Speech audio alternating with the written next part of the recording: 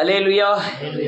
கடந்த வருடத்துல இயேசு நமக்குள்ளே பிறக்க வேண்டும் என்று, அதுதான் மெய்யான கிறிஸ்மஸ் என்று ஆண்டவரே செய்தி பகிர்ந்து கொண்டோம். இயேசு கிறிஸ்து நமக்குள்ள பிறக்கணும்.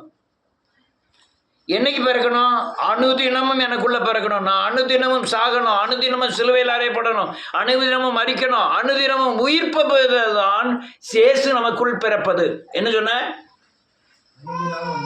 மரிக்கணும், அனுதினம் சிலுவையில் அறையப்படணும், அனுதினம் அல்லது பாவத்தில் இருந்து விடுதலை ஆகி ஆவியானவர் நமக்குள்ள வருவதுதான் பிறப்பது. என்னைக்கெல்லாம் பிறக்கணும்?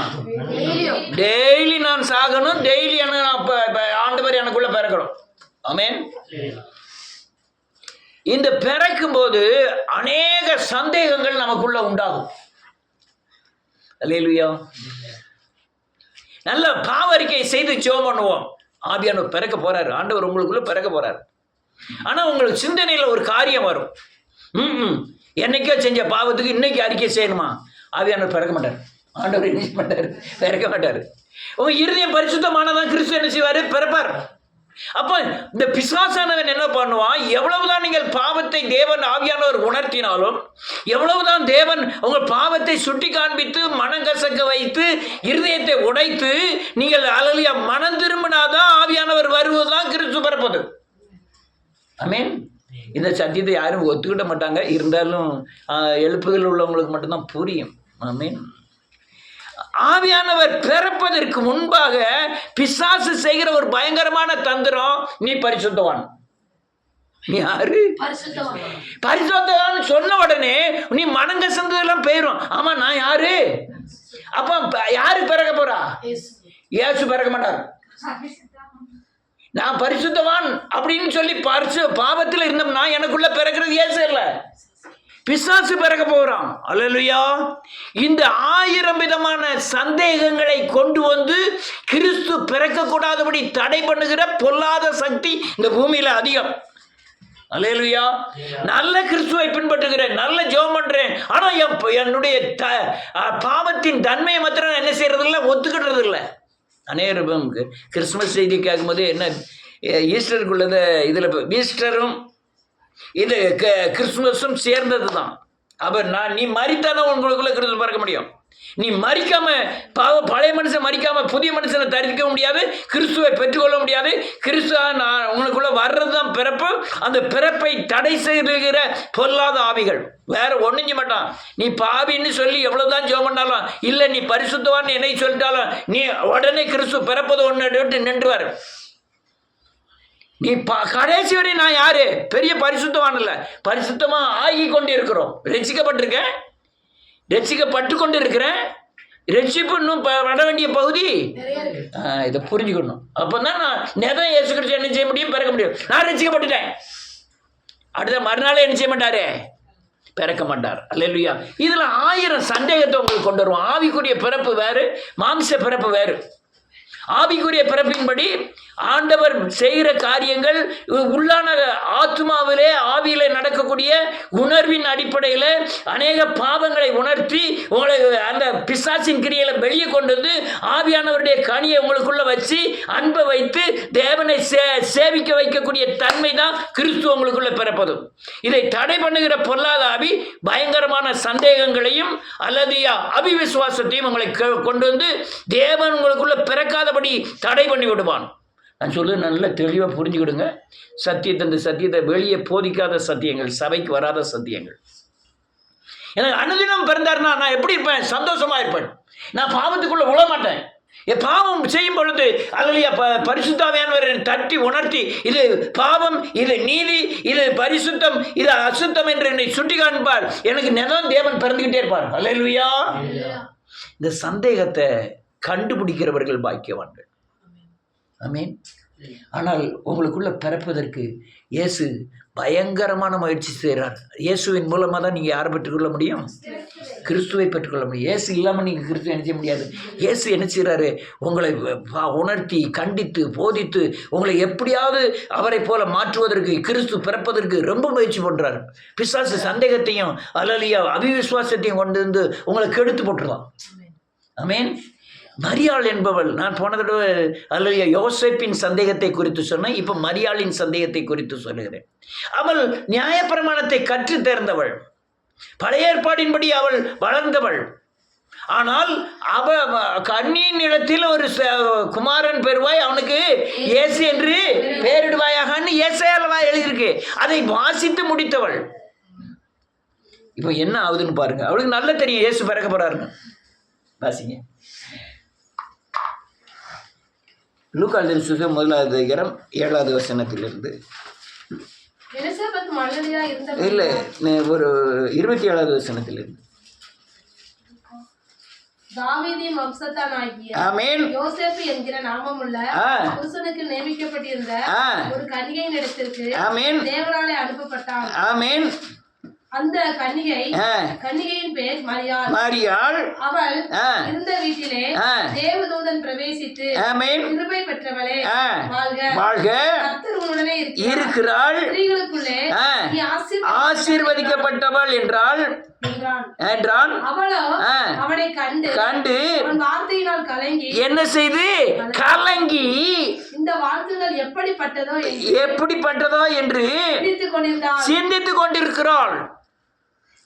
இது பழைய ஏற்பாடுல மரியாள், எனக்கு ஆசை எனக்குள்ள தேவன் பிறக்கணும்னு நான் எதிர்பார்த்துக்கிட்டு இருக்கேன். எல்லாரும் எதிர்பார்த்துக்கிட்டு இருப்பாங்க, மரியா கன்னி இடத்துல இயேசு பிறக்க போறாருன்னு. இயேசு பாவங்களை நீக்கி ரட்சிக்கிறவர்னு அவளுக்கு தெரியும், அவர் நித்திய பிதான்னு அவளுக்கு தெரியும். இப்போ எல்லா கன்னி ஸ்திரீகளும் என்கிட்ட இயேசு பிறக்கணும்ட்டு விசுவாசிக்கணும். என்ன செய்யணும்? நீங்க விசுவாசிக்காம உங்களுக்குள்ள இயேசு நினைச்ச மாட்டாரு, பிறக்க மாட்டாரு. இயேசு எனக்குள்ள பிறப்பாருங்கிற விசுவாசம் உங்களுக்குள்ள வரணும். அல்லேலூயா. அப்ப இந்த ஸ்திரீ என்ன செய்யல, இந்த அந்த முதல்ல ஏசாயா சொன்னதையோ பழைய தீர்க்கதரிசிகள் சொன்னதையோ மனசுல வைக்கவே இல்லை. அவன் என்ன விசாரிச்சிருன்னா, தேவதூதன் என்கிட்ட இயேசுநாதர் பிறக்க போறாரு, நான் ஏசாயால வாசிச்சிருக்கேன், அது நடக்க போகுதுன்னு விசுவாசிக்கணும். ஆமென். அது சொல்லலைனாலும் நான் ஆண் தான், ஆனா நான் கன்னி. நான் யாரு? நான் ஆண் என்றும் இல்லை, சபை ஸ்ரீ. அப்ப எனக்குள்ள கிறிஸ்து பிறக்க போற, இயேசு பிறக்க போறாரு, நான் என்ன செய்யணும்? விசுவாசிக்கணும். நீ விசுவாசிக்கணும். நீங்க விசுவாசிக்கலாம். அப்ப ஒவ்வொரு ஆளும் என்ன செய்யணும்? விசுவாசிக்கணும். மரியாள் என்ன செய்யல? மரியாள் விசுவாசிக்கல. அதனால தான் தேவதூதன் நீ கிருபை பெற்றவளேன்னு சொன்னோன்னே அவள் கலங்குகிறாள். கலங்கி அவள் என்ன சிந்தித்து கொண்டிருக்கா, என்ன இது தேவதூதன்? ஏசாயால எழுதியிருக்கியா? 6வது அதிகாரம் 9வது அதிகாரம் 6வது வசனம், 6வது அதிகாரம் 9வது வசனத்துல எழுதியிருக்கு, 9வது இடத்துல எழுதியிருக்கு. அதை ஏன் இவங்களால விசுவாசிக்க முடியல? இதை முடியாம ஆக்குனது பொல்லாத சக்தி அல்லது மாம்சத்தின் கிரியைகள். அல்லேலூயா. அடுத்தால என்ன எழுதியிருக்கு?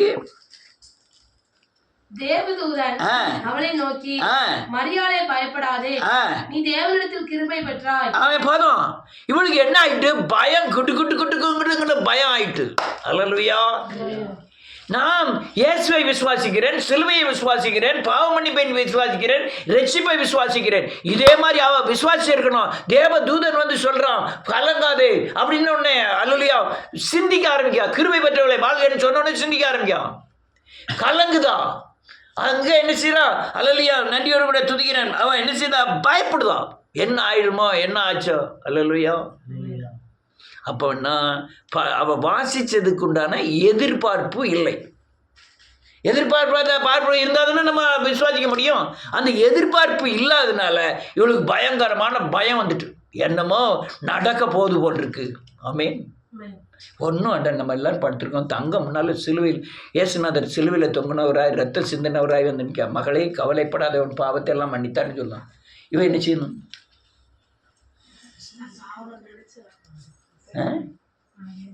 கிட்டுன்னு கடங்கி போய் மணி இங்கே என் பக்கத்தில் படுத்துக்கோ, யாரோ ஒரு ஆள் சிலுவையில் ரத்த சிந்தனவர் நிற்காரு, சொப்பனத்தில் கண்டுட்டேன். முன்ன அறிவிக்கப்பட்டிருக்கு சிலுவையில் இயேசு எனக்காய் மரித்தாருன்னு. உடனே என்ன செய்யணும்? ஆண்டவரே, மெய்தான் ஆண்டவரே, நான் நாய்தான் ஆண்டவரே, நான் பாவிதான் ஆண்டவரேன்னு சொல்லணும். ஆமென். அப்படி ஒரு காரியம் வந்துன்னா ஆச்சரியம் எல்லாருக்கும் எத்தனை பேர் கண்டிருக்காங்க, சிலுவையை எத்தனை பேர் பார்த்துருக்காங்க, மரித்த கிறிஸ்துவ எத்தனை பேர் பார்த்துருக்காங்க. அவங்க ஒன்றும் பெரிய அஃப்ரைட் ஆகலை, ஆச்சரியப்படலை. ஆனால் தேவனை சேவிக்க தான் ஆரம்பிச்சிருக்காங்களே தவிர நான் பயந்தோம்னா என்ன அர்த்தம்? நான் அதை பற்றி தெரிஞ்சும் தெரியாத மாதிரி இருக்கேன், பயப்படுதேன்னு அர்த்தம். ஆமென், பயப்படுதேன்னு அர்த்தம். இந்த அங்கங்கே நான் அந்த தீர்க்க தரிசனங்களே சொல்லும்போது அவங்க சத்தியத்தில் நடப்பாங்களான்னு நினைப்பேன். நான் அந்த நம்ம வீட்டுக்காரம்மா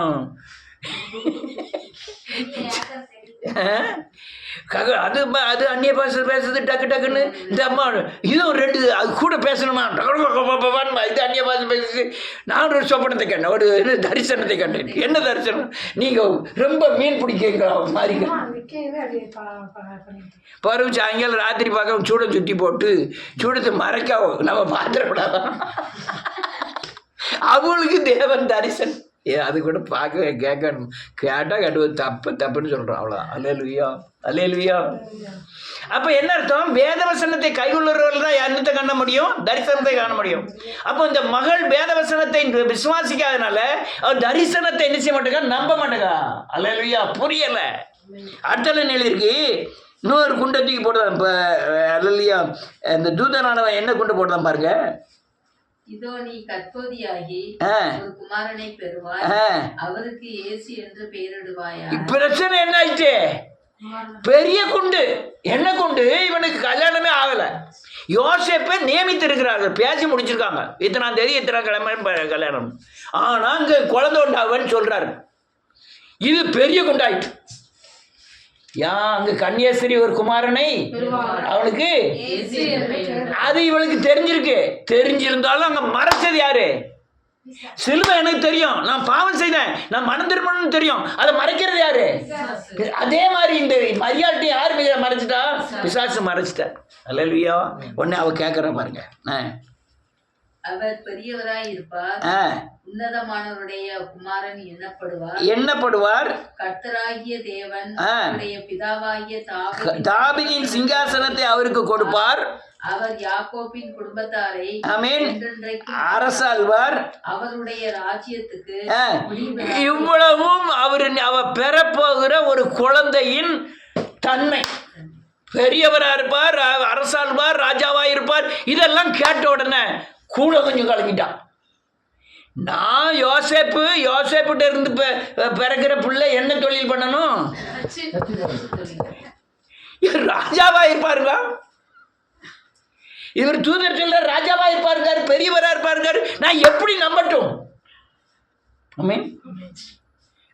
நம்மளே பேபி பயப்படாதே, உன்னை பரலோக ராஜ்யத்தில் உனக்கு பேர் எழுதி இருக்கிறேன். அது எப்படி நம்ப முடியும்? நீ இந்த பூமிக்குரியவள் தான், ஆனால் என் மகளா இருக்கிறபடினால என் வலது வருஷத்தில் நீ வீட்டிருப்பாய், 24 மூப்பரோடு. அது எப்படி முடியும்? இவளால் நம்பவே முடியல. என்னென்ன பிரச்சனை எல்லாம் வருது பாருங்க. கன்னியாஸ்திரி ஒரு குழந்தை பாப்பான்னு சொன்னதை நம்ப முடியல. உன் பிள்ளை பிள்ளை இருப்பாங்கிறது என்ன செய்ய முடியல, நம்ப முடியல. இவளுக்கு பயங்கர குழப்பம் ஆயிட்டு. என்ன குழப்பம் ஆயிட்டு? குழப்பம் ஆன பிறகு அவ கேட்கிற கேள்வியை பாருங்க. நோக்கி இது எப்படி ஆகும்? ஆமென். புருஷன் அரியணை இதெல்லாம் எப்படி நடக்கும்? ஹல்லேலூயா. பெரிய சங்கடம் எப்படி நடக்கும்? ஆமென்.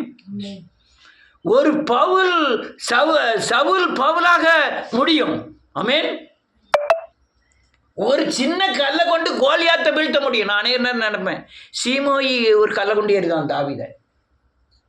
அவன் பக்கத்தில் இருக்கும் கொண்டுட்டுமாங்க, வேண்டாங்க, செத்த நாய் போனா போகுது அப்படின்னா. இதே கல் தாவீதிட்ட அப்படி இருந்துன்னா என்ன ஆகும்? சீமோயை எரிஞ்ச கல் தாவீது கையில் பிடிச்சான்னு வச்சு என்ன ஆகும்? இந்த சின்ன கல்லை வச்சுதான் கோலியாத்தை வீழ்த்தினான். ஆமென். கோலியாத்தை வீழ்த்தினான். இது ஏமாத்துறான், சீமோயை ஏமாத்துறான். அல்லேலூயா. நல்ல காட்டுடுங்க. கர்த்தர் உங்களுக்கு பெரிய காரியங்களை செய்வதற்குண்டான விசுவாசம் இருந்தால் மட்டும்தான் அந்த காரியம் நடக்கும். உன்னை வாளாக்காமல் தலையாக்குவார், கீழாக்காமல் மேலாக்குவார். எழுப்புதல் ஊழியத்தை தந்திருக்கிறார், தரிசன ஊழியத்தை தந்திருக்கிறார். தேசம் சந்திக்கப்படுறது எப்போ? ஒண்ணுமில்லாத நேரத்தில். எப்போ? இன்னொரு காட்டுக்குள்ள ஒரு அல்லையா ஒரு வீட்டில் வந்து ஆராய்ச்சி தேவன் உலகத்தை அசைக்க போறார். விசுவாசம் பாளையங்கோட்டிலிருந்து விசுவாசம் அதிலிருந்து எழுப்புதல் ஆரம்பிக்க போது அநேகரை சந்திக்க போறார். அல்லையா என்னது விசுவாசம்? நீ அநேகர் எத்தனை பேர் விசுவாசிக்கங்களே தெரியல, ஆனால் விசுவாசிக்கிறவனே பாக்கியவான். யார் விசுவாசிக்க முடியும்? பெரிய காரியம். என்ன காரியம்? அல்லையா அல்லையா கல்யாணம் முடியாதவன் குழந்தை வைப்பான், குழந்தை ராஜாவார், பெரியவர் ஆயிருப்பார். இவன் தச்சு தொழில் செய்கிறவன், பணம் அடுத்த வேலை சாப்பாட்டுக்கு இல்லாதவன். அல்லேலூயா. எப்படி? ஆனால் அதுக்காக அவருக்கு பல கேள்வி வந்துட்டு, அப்பா இது நடக்கவே செய்யாது. அதுதான் கேள்வி கேட்க, இது எப்படி ஆகும்? இது எப்படி ஆகும்? அதெல்லாம் நடக்காதியா, அது எப்படி ஆகும்? சொல்லுகிறவர் யார்? எங்கேருந்து வருகிறாரு? அவருடைய தன்மை என்ன? ஒன்றுமே புரியலை அவளுக்கு. மேன் ஒன்றுமே புரியாத புறஜாதியா அவன் எகிப்தியனாகவோ எமரியனாகவோ எபூசியனாகவோ அல்லது அசீரியனாகவோ இருந்தால் அவனுக்கு புரியாது. ஏன்னா அவன் டோராவை படிக்கலை, நியாயப்பிரமாணத்தை படிக்கலை. இவன் நியாயப்பிரமாணத்தை கற்று தேர்ந்தவள். அல்லேலூயா. அடுத்தால என்ன இருக்கு? பரிசுத்தாவி உன்மேல் வரும், பல ஒன்னிலே நிலவிடும். அவன் விவரம் சொல்லுதான். தேவதூதன் இப்பதான் விவரம் சொல்லுவான். ஏமா நீ பயப்படாத, உன்கிட்ட உன்னதமாருடைய பலம் உன் மேல என்ன செய்யும்? நிழலிடும். உடனே பலன் என்ன செஞ்சிட ஆரம்பிச்சிடும். உடனே நிழல் வந்துட்டு அபிஷேகம் வந்துடும், தரிசனம் வந்துடும், அல்லது ஆவிக்குரிய பலன் வந்துடும், உடனே நிழலிடும். அதனால் உன்னிடத்தில் உன்னதமானுடைய பரிசுத்த ஆவியானவர் உன்மேல் வரும், உன்னதமானுடைய பலன் உன்மேல் நிழலிடும். அதனால் உன்னிடத்தில் பிறக்கிறது பரிசுத்தம் உள்ளது தேவனுடைய குமாரன். இப்ப அவரை ப்ரூவ் பண்ணதுக்கு, அவனை விசுவாசத்துக்கு கொண்டு வர்றதுக்கு பயங்கரமான முயற்சி பண்றாரு. அல்லேலூயா. பிள்ளை பிறக்கணும்னா முதல்ல பரிசுத்த ஆவியானவர் வருவார். பரிசுத்த ஆவியானவர் வந்தாலே உங்களுக்கு ஒரு விசுவாசத்தின் பலன் வந்துடும். ஆமென். நீங்க எதுக்காக சர்ச்சைக்கு வந்திருக்கீங்க? பரிசுத்த ஆவி வந்திருக்கிறார், அதனால சர்ச்சைக்கு வந்திருக்கோம். பரிசுத்த ஆவி குதிக்கிற ஆவி இல்லை, உள்ள இருதயத்தில் வந்து நீ சர்ச்சைக்கு போ, அங்க ஆவி ஆண்டவர் அசைவாடுகிறார், உன்னை விடுதலை ஆக்குவார் அப்படிங்கிற சொல்ல போய் தான் அங்க வந்திருக்கீங்க. இல்லைன்னா நம்ம என்ன செஞ்சிருப்போம்? பாயசத்தை கட்டிட்டு கடையில் போயிருப்போம்.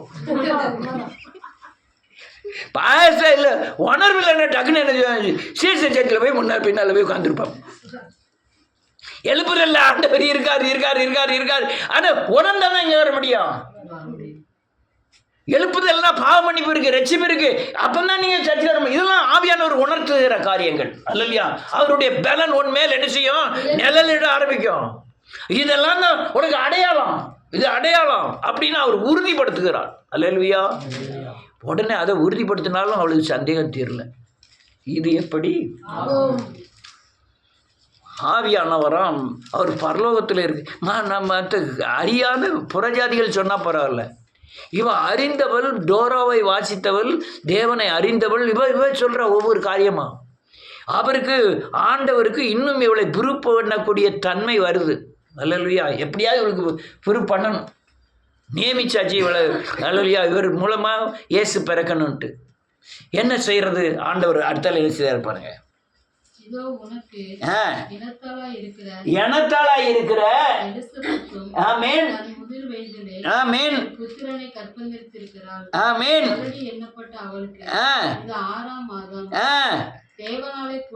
போதும் போதும். இதோ உங்க பெரியம்மாவாகிய, பெரியம்மா கூட அவங்க ஆட்சி ஆகிய, ஏன்னா வயசு சென்றவள் எழுதியிருக்கு, வயது சென்றவள் உங்க ஆட்சி இருக்காளா எலிசபெத்து, அவளுக்கு ஒரு குழந்தை பிறப்பது ஒன்று தெரியுமா? இப்போ 6வது மாசமா இருக்கா. அப்போ கொஞ்சம் விசுவாசம் என்ன செய்யும்? ஏன் வயசானவளா இருக்கா? 84 வயசுன்னு சொல்றாங்க. 84 வயசு ஒரு பாட்டிக்கு ஒரு குழந்தை உண்டாயிருக்கா. இப்பதான் கொஞ்சம் விசுவாசம் வருது. அடுத்தால உன் இனத்தாளாகிய எலிசபெத் முதிர் வயதிலே ஒரு புத்திரனை கற்பந்தரித்து இருக்கிறாள். அடுத்த ஸ்டெப் வைக்கிறான். 74 வயசு வரையும் அவ எப்படி இருக்கா? மலடியா இருக்கா. 84 வயசு வரையும் மலடியா இருக்கிறாள். அவ இப்ப என்ன பண்ணிருக்கா? குழந்தை கற்பந்தரிச்சிருக்கிறாள். அப்பதான் என்ன வரும்? அப்பா நமக்கு ஒரு துணை கிடைச்சாச்சு. என்ன துணை? ஆச்சரியமான துணை. என்ன ஆச்சரியமான துணை? 84 வயசு மலடியாகவே இருக்கிறாள். 84 வயசுல ஒரு குழந்தைய கர்ப்பம் தரித்திருக்கிறாள். அப்ப அவன் தேவதூதன் நமக்கு சொன்னது நமக்குள்ள பிறப்பார் அப்படிங்கிற ஒரு விசுவாசம் இவளுக்கு வந்துட்டு. விசுவாசம் வந்தாலும் சந்தேகம் போகல. இல்லையா? அவருக்கு செஞ்சாரு, நமக்கு. காலே பிரதர் 3 தடவை சாவரையும் போயிட்டாரு. தாவிதா இருக்கிற நான் எனக்கு அவர் முட்டு வலியை குணமாக்குவாரா?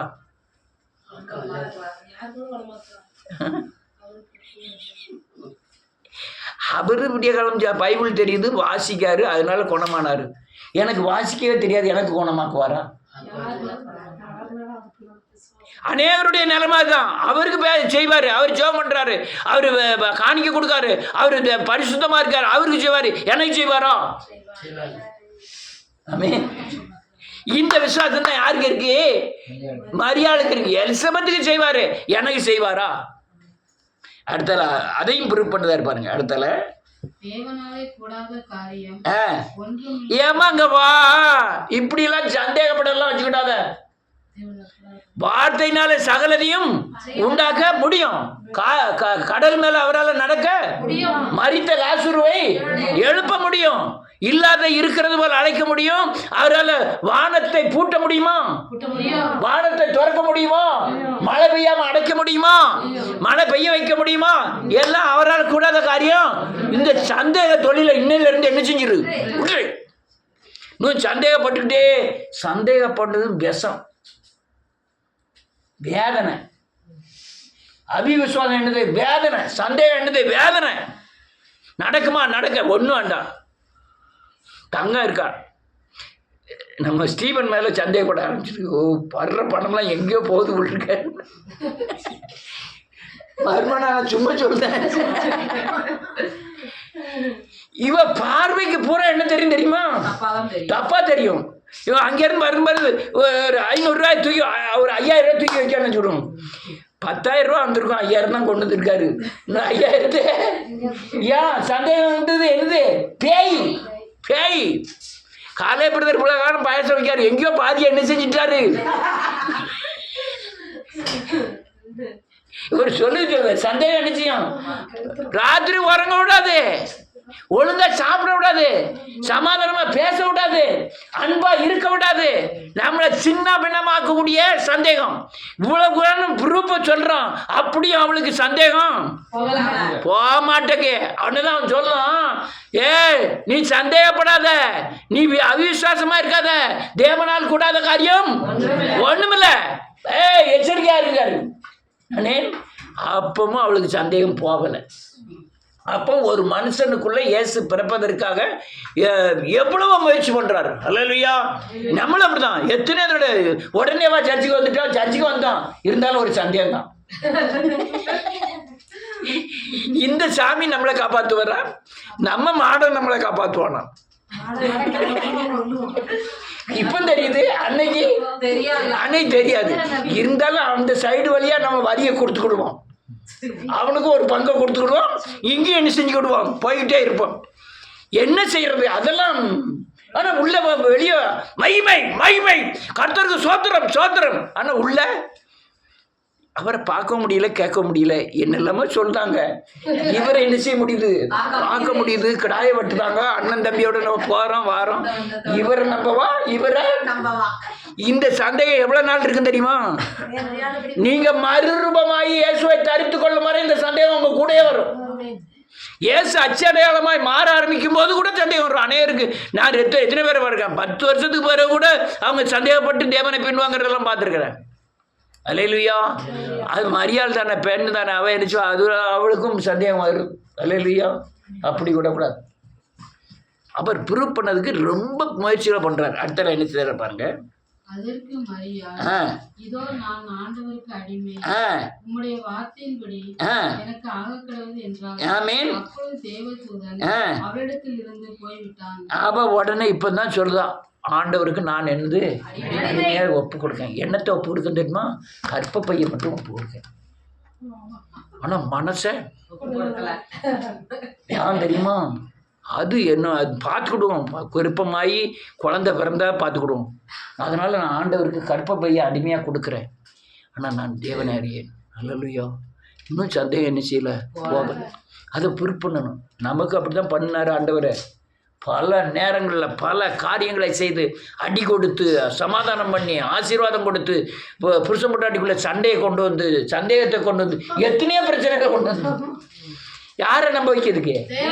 அவன் கூட இருக்கவங்க வைத்த வலியை கொடுத்து என்னெல்லாமா கொடுத்து கொடுத்து கொடுத்து யாரை நான் உன்னோட கூட இருக்கிறேங்கிறத உறுதிப்படுத்துவதற்காக பல காரியங்களை செய்கிறார். இவன் அடிமைன்னு சொல்லி வைத்த ஒப்பு கொடுத்தார், கற்ப பையை ஒப்பு கொடுத்தார். ஆனால் உள்ள ஒரு சந்தேகம் இருந்துகிட்டே இருக்கு. அல்லேலூயா. இன்னும் இவ்வளோ ப்ரூவ் பண்ணணுமே. நம்ம சொன்னால் கேட்க மாட்டேக்கா, நம்ம ஆட்சி சொன்னால் கேட்பான். அவன் ஆட்சி சொன்னால் கேட்பான். சில ஆள் பிடிக்கணும்னா நேராக ஆம்பளையெல்லாம் பிடிக்க முடியாது. நைஸாக யார் வழியாக பிடிக்கணும் தெரியுமா? பொம்பளை பிடிச்சி தான் ஆம்பளை என்ன செய்யணும், பிடிக்கணும். சில ஜோசவா பிடிக்கணும்னா இவன் ஃப்ரெண்டு யாருன்னு கேட்கணும். அவன் அலைசுன்னு சொல்லுவான். உடனே நைஸாக பின்னாலே சொரண்டி நான் போகிற மாதிரி போயிடுவேன், பின்னாலே நீ என்ன செஞ்சிருப்பேன் போய் அங்கே போய் இருப்பேன், உடனே வந்துடுவேன். அங்கே போய் என்னத்தான் பேசுகிறாங்களே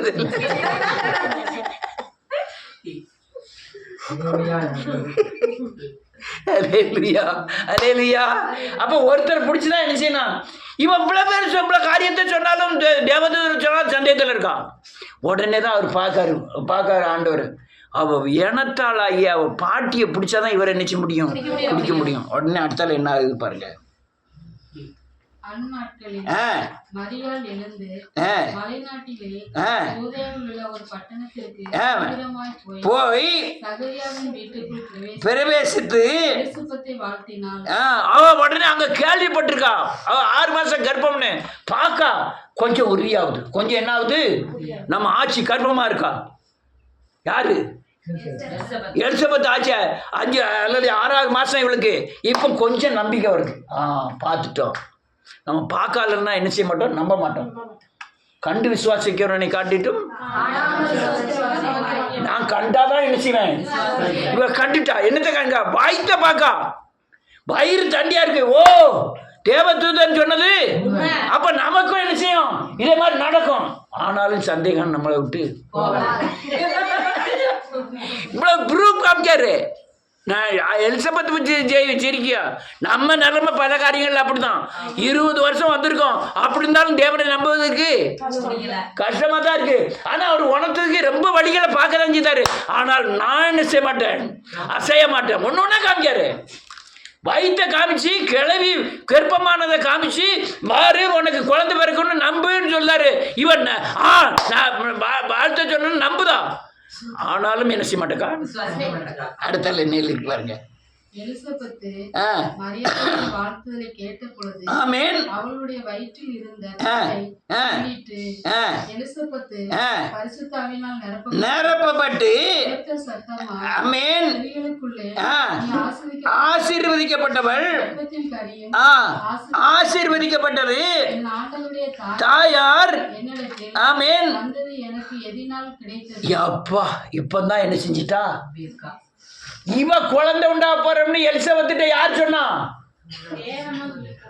தேவன் சொன்னாரா? ஆமா, ஆவியானவர் தான் யார்கிட்ட சொல்லாரு. ஆனா இவன் என்ன நினைச்சிட்டு இருக்கான், என்கிட்ட மட்டும் தான் யார் சொல்லியிருக்கா? அந்த நியூஸ் யார்கிட்ட சொல்லியிருக்காரு? எலிசபெத்திட்ட சொல்லியிருக்காரு. போன உடனே வயிற்றுல உள்ள பிள்ளை துள்ளின உடனே அவர் சொல்றா, உன் கற்பத்தின் கனி, நீ உன் வயிற்றுக்குள்ள இருக்குது யாரு தெரியுமா? ஆண்டவர். அப்படின்னு சொன்ன உடனே இவளுக்கு என்ன ஆயிட்டு, விசுவாசம் வந்துட்டு. அல்லேலூயா. இதுதான் காரியம். இயேசுநாதர் நமக்குள்ள பிறப்பதற்கு ரொம்ப முயற்சி பண்றாரு. ஆமென். நம்ம ஒத்த காலில் தான் நிற்போம்.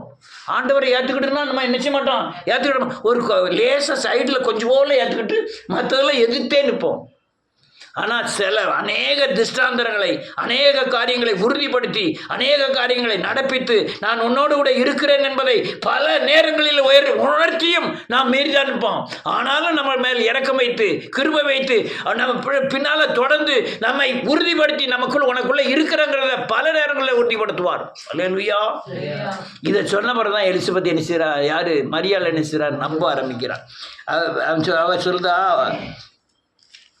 நன்றி, என் ஆண்டவருடைய தாயார் என்னிடத்தில் வந்தது எனக்கு எதினால் கிடைத்தது. இதோ நீ வாழ்த்தின சத்தம் என் காதில் விழுந்தவுடனே என் வயிற்றில் உள்ள யோவான் சாணனன் கீழ்ப்படிய ஆரம்பித்து விட்டான்.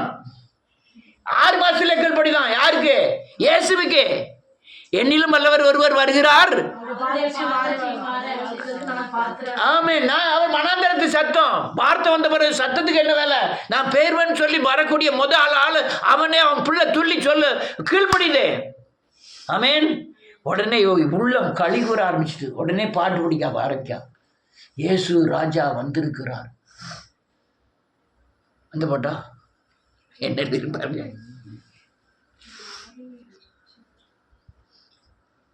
46வது வசனம். அப்பொழுது மரியாள், என் ஆத்துமா கர்த்தரை மகிமைப்படுத்துகிறது, என் நாவி ஆமென் களி கூறுகிறது. அவர் தம்முடைய அடிமையின் தாழ்மையை நோக்கி பார்த்தார். இது முதல் எல்லா சந்ததிகளும் ஆமென் பாக்கியவதி என்பார்கள். ஆமென் மகிமையானவைகளை எனக்கு செய்தார். பரிசுத்தம் உள்ளது. ஆமென் அவருக்கு பயந்திருக்கிறவர்களுக்கு ஆமென் தலைமுறை தலைமுறைக்கும் உள்ளது.